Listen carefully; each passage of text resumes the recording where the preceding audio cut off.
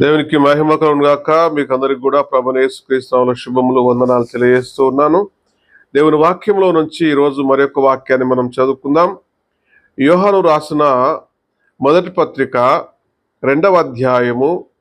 మనము దేవుని వాక్యాన్ని 14వ వచనం నుంచి దేవుని వాక్యాన్ని 2 వచనాలు మనం చదువుకుందాం. చిన్నపిల్లలారా, మీరు తండ్రిని ఎరిగి ఉన్నారు గనుక మీకు వ్రాయిచున్నాను. తండ్రులారా, మీరు ఆది నుండి ఉన్నవారిని ఎరిగి ఉన్నారు గనుక మీకు వ్రాయిచున్నాను. యవనస్తులారా, మీరు బలవంతులు, దేవుని వాక్యం మీ అందు నిలుచున్నది. మీరు దుష్టుని జయించి ఉన్నారు గనుక మీకు వ్రాయిచున్నాను. కనుక నేటి దినాల్లో అనేక మంది యవనస్తులు వారు తమ యొక్క లోకాశల వైపు ప్రయాణం చేస్తూ ఉన్నారు. లోకం వైపు చూస్తూ ఉన్నారు. వారు ఆ పాపం వైపు పరిగెడుతూ ఉన్నారు. అనేక రకాల మత్తు పదార్థాలు కానీ, డ్రగ్స్ కానివ్వండి, ఇంజక్షన్లు కానివ్వండి, ఎన్నో రకాలుగా ఆ అమ్మాయిలు పడడం కానీ, ఎన్నో రకాలుగా చెడు అలవాట్లకు వారు వెళ్తూ ఉన్నారు. అందుకని ఇక్కడ జ్ఞాపకం చేస్తున్నాడు ఏంటంటే, యవనస్తులారా, మీరు బలహీనులు కాకండి, మీరు బలవంతులుగా ఉండండి. ఎందుకనగా దేవుని వాక్యము మీ లోపల ఉన్నది. కాబట్టి ప్రభు జ్ఞాపకం చేస్తూ ఉన్నాడు ఏంటంటే, ఆయన నిన్ను ప్రేమిస్తున్నాడు.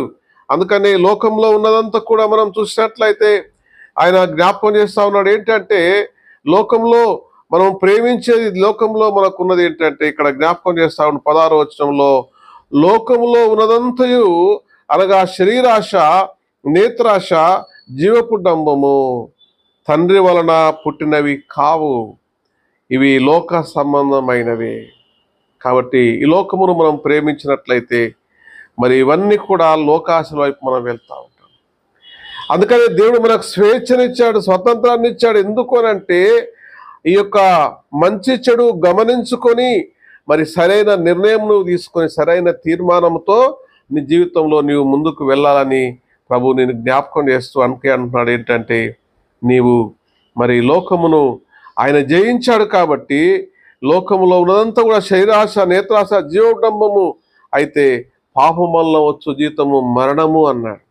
కాబట్టి ఆ మరణము తప్పించడానికే ప్రభువైన యేసుక్రీస్తు వారు అంటున్నాడు ఏంటంటే, ఆయన నీవు దుష్టుని జయించాడు కాబట్టి ఇక్కడ అంటున్నాడు, మనము లోకంలో ఉన్న వాటిని మనం ప్రేమించకూడదు. కానీ అందుకే ఈ లోకమునైనను, లోకంలో ఉన్న వాటినైనా ప్రేమింపకుడి.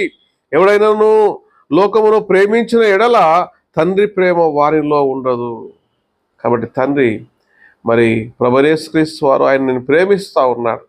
ఆయన నిన్ను నీ కోసమే ఆయన కల్వరి శిలువలో సమస్తము త్యాగం చేశాడు.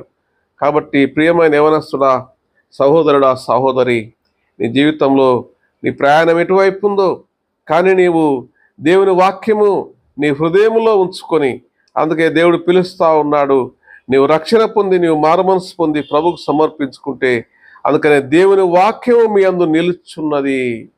కాబట్టి నీవు దుష్టిని జయించి ఉన్నారు.